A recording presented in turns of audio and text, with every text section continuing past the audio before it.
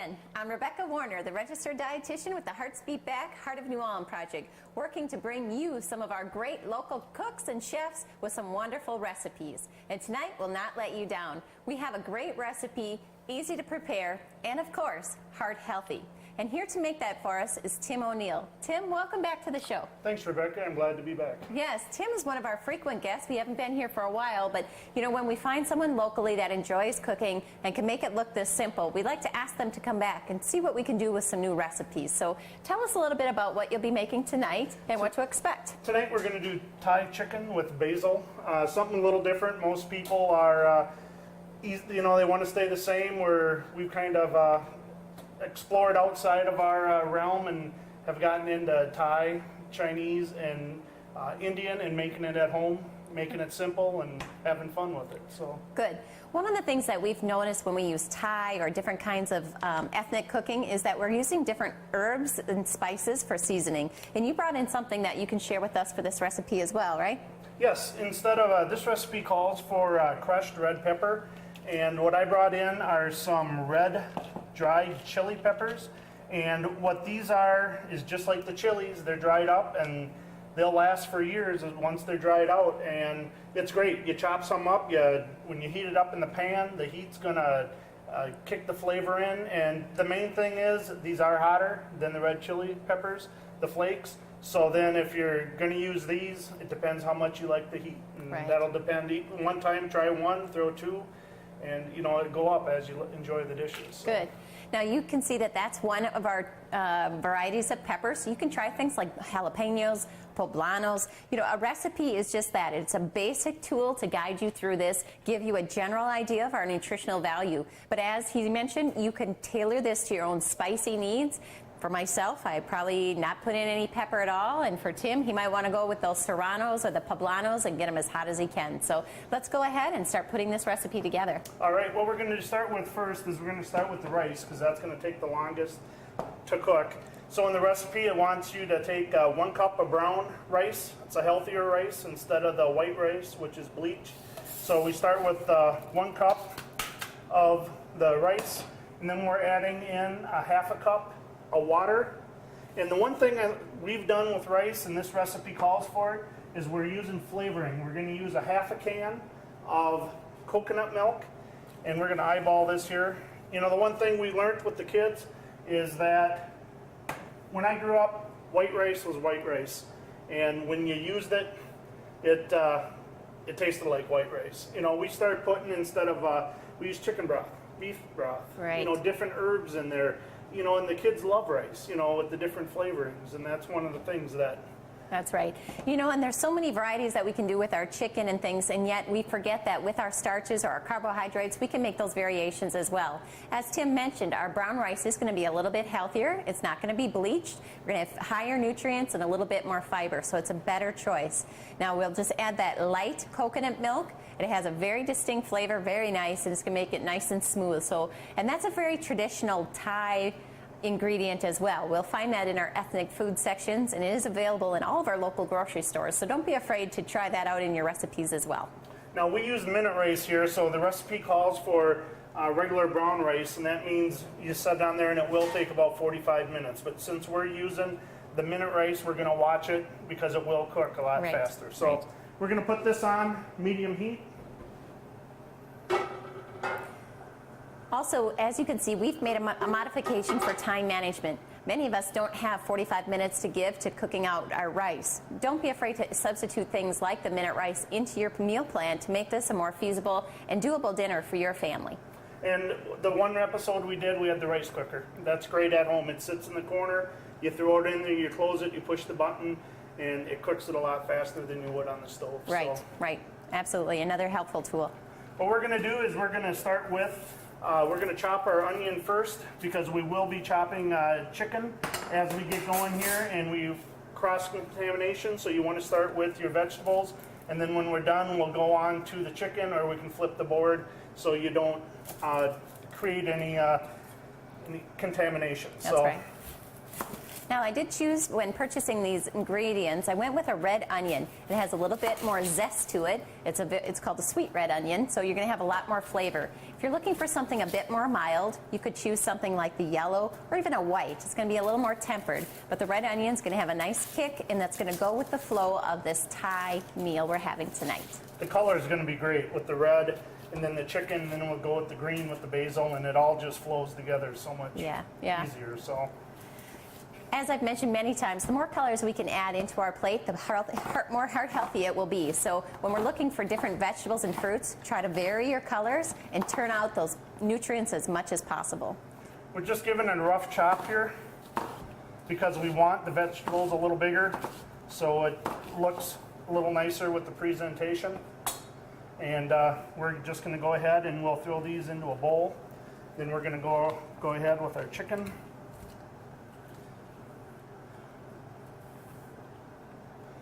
Don't be afraid of cutting vegetables. I know a lot of people, oh geez, I got to chop vegetables. It's a chore. It's actually pretty fun. You know, you get into it, you learn how to chop. Calls for a pound of chicken. It's about a 3-pound bag here, so we're gonna go with 2 breasts, 1.5 pounds. It's thawed. We're gonna trim off the fat a little bit. You might have noticed too that when we think of chopping onions, we think it's a time-consuming process. You know, Tim, that took you about 15 seconds to chop that up. Not something that would be a hindrance to using those in any kind of dish. Right, and I should have shown that. I did slow, full motion chops. You know, you don't have to sit there and chop like you got a Ginzu knife. You know, just slow, and always keep the edge of the blade on the table like I'm doing right now. And then that way, and when you pull back, you don't get cut. And with your fingers, you always keep it off to the side, and you just got to pay attention. You know, I'm able to talk now, but until you get comfortable with the knife, you know, maybe don't visit with your husband, visit with your wife. Focus what you're doing. Pay attention and keep your fingers, right? Correct. Now, this recipe is really versatile. We did choose the chicken because it's going to be one of our lean proteins. Remember, those are essential in our diet to make sure we're getting a high level of protein. Those that have low cholesterol, low saturated fat are our first choices. We recommend fish in moderate amounts, poultry, such as turkey or chicken, and we're also using nuts as a base for all of our protein sources.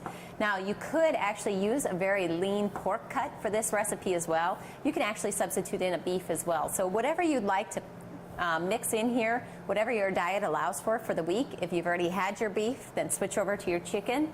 Or if you're looking for a great beef meal for the night and you haven't had much beef this week, go ahead and try that with some of our round steaks or some very lean cuts and put those in as well. Very versatile recipe. Now we're cutting this up into about 1-inch cubes, because then when we go into the fry pan, it's almost, if you got a wok, if you got a skillet, you know, we're going to be at a higher heat, so it'll cook faster, and with being in smaller cuts of meat, it'll go a lot faster than if we would just put the chicken breast on the stove by itself. And what we're going to do is we're going to throw these into a bowl, and then we're going to put a little marinade on them and let it set up for just a second here. Thank you, Rebecca. Sorry about that. I forgot to grab that.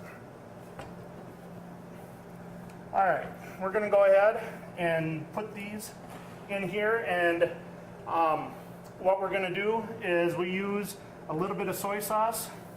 You know what? Let's take a second here, and I'm going to clean my hands since I've touched the chicken before I contaminate it, touching everything else. So that's a great idea. We'll be right back.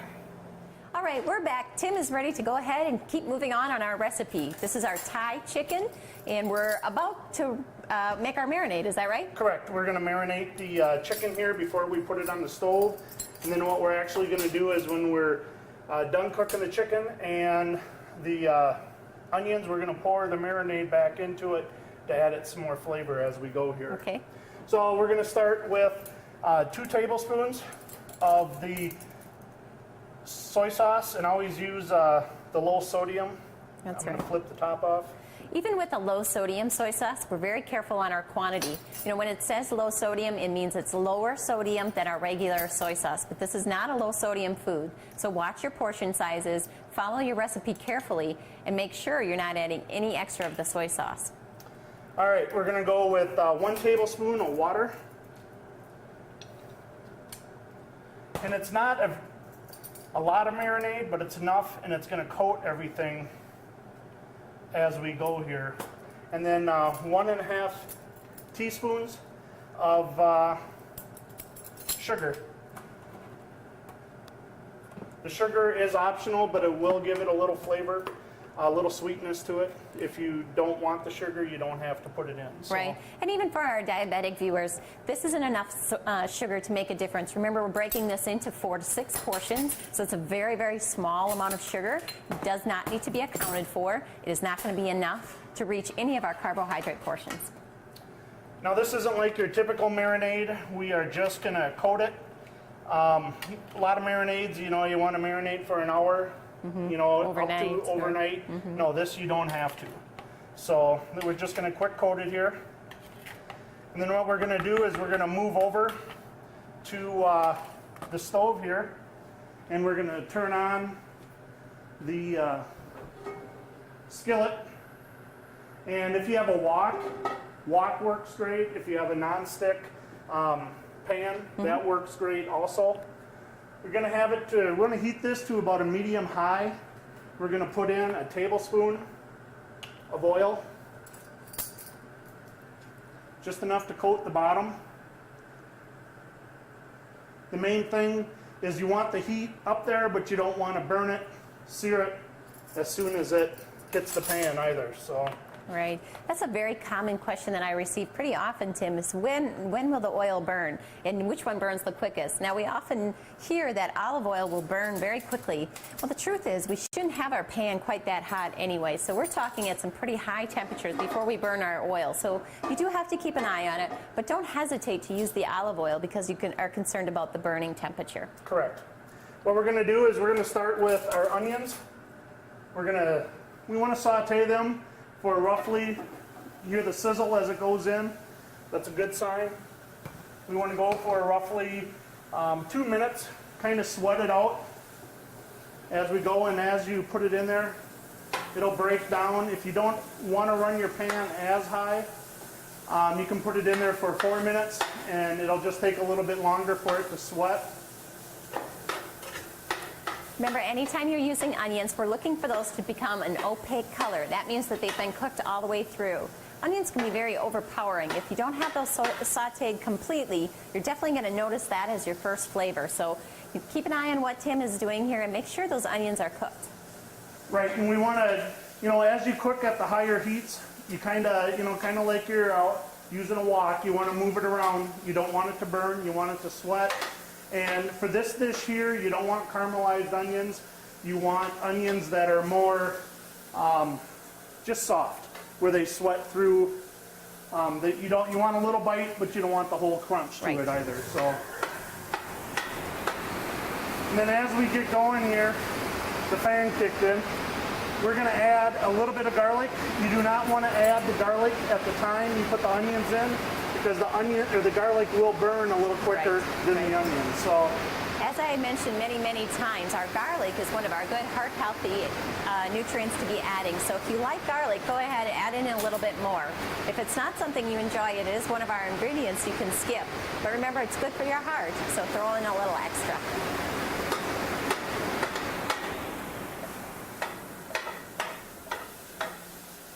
all right, we're going to saute here a little bit, and now as these are cooking, we are going to add our chicken, but not the marinade. So you want to use a slotted spoon to pull it out. My spatula has slots in it, so I'm going to go ahead and use that. That way, easier for dishes to... not so many to wash. Not so many to wash, so... You'll see too our brown rice is about ready to go. You can see there's a frothy white coating on this, and that is from the coconut milk. It's going to add some really nice flavor, and it's going to complement the soy sauce that we've used on the marinade. So all of our ingredients are starting to come together, and you're going to see that this is really a great recipe. Oftentimes we see a recipe called Thai chicken with basil, and we think this is going to be too difficult for me to prepare. As we walk through these steps, you're going to see that many of our steps are repeated over and over. Our chopping of our chicken, our adding up in our ingredients.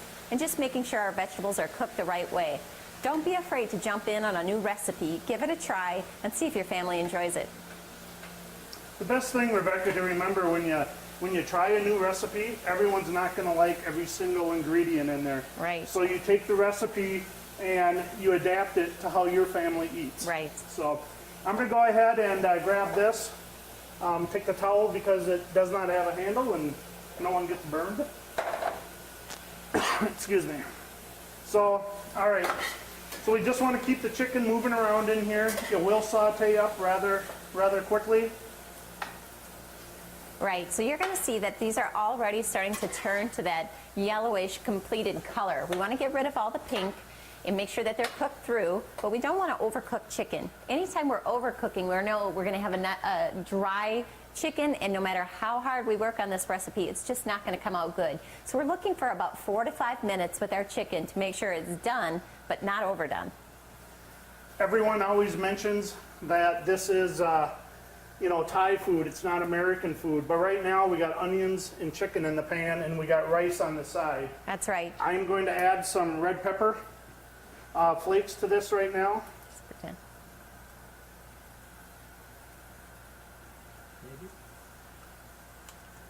That's, I'll just get it punched out there for you. Don't hurt yourself.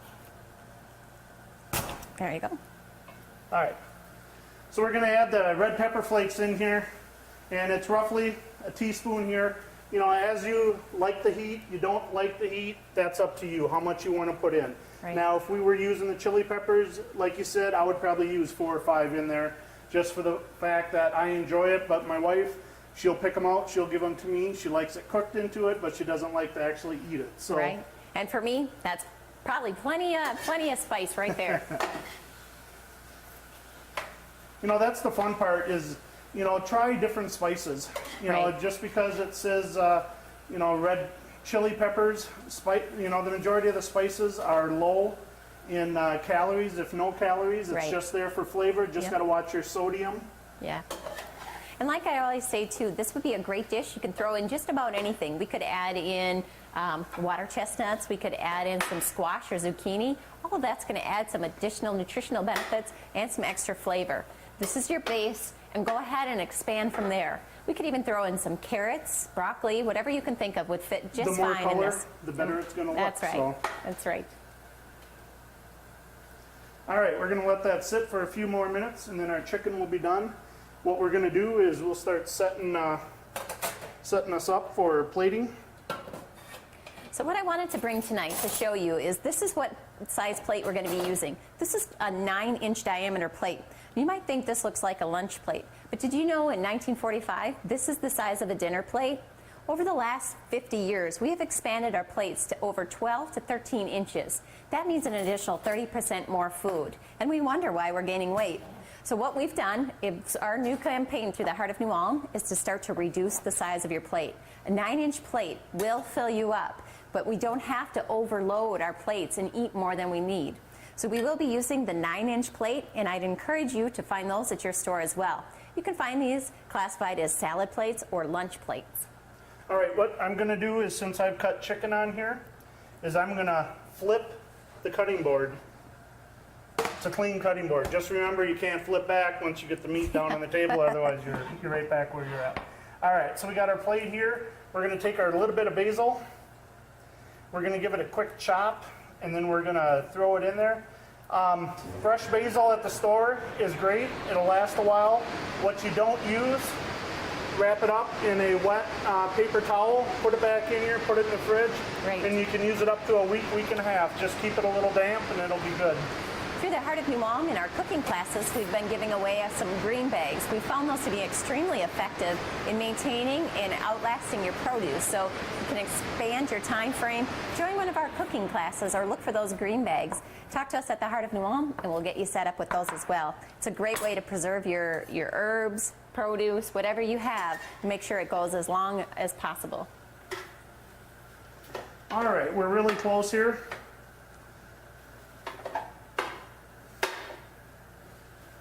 It smells delicious. Oh, it smells wonderful. What we're going to do is we're going to take 3/4 of the basil right here. We're going to throw it in and let the heat infuse it a little more, and then the rest we're going to use for a garnish on top Okay. of the plate. So when you throw the fresh basil in, you don't want it on the heat for a whole lot longer because it will wilt because it's a leaf Right. just as quick. So Right. just going to give it a couple 20, 30 seconds here. Now, we do have store-bought basil tonight, but if you've started an herb garden, bring those herbs in and they can grow throughout the winter. This is the best way to utilize and get the best nutrients from your foods, and of course, then it's free. Herbs can get expensive at the grocery store, so think ahead, plan an herb garden, or do a winter herb garden now and see what you can produce. All right, what we're going to do is we're going to take the rice, and one thing with the rice is this, because we did use the coconut milk, it is done, just adds a little flavor, and you can tell it's a little moist, it's not dry. So we're going to put a scoop on the plate. We are looking for about a half of a cup to a 3/4 cup serving size. That's a reasonable portion size. And you can see on our 9-inch plate, that's making a big dent. And all we're going to do is just top it with the chicken. This is probably enough for 5, 6 Yep, people. There's that's right. plenty. Just because you make it all in one meal doesn't mean You need to eat it all. all in one meal. All right, so what we're going to do is then we're going to take a little bit of the basil here, just kind of throw it on the top, and there, you got your quick meal. It took us probably 25, 30 minutes to make Yes. using the minute rice, and it's healthy. Yeah, and it's beautiful. And this is going to add a lot of variety to your dinners. Your family's really going to appreciate not having the same thing every night. And it's really no more work than a big bowl of spaghetti or something else you might make on a routine basis. Tim, I sure appreciate it when you come in. This is a great meal, and I think I'm going to give it a try. Thank you. Glad All to right. be back. That's it for this week's episode. I'll see you next week.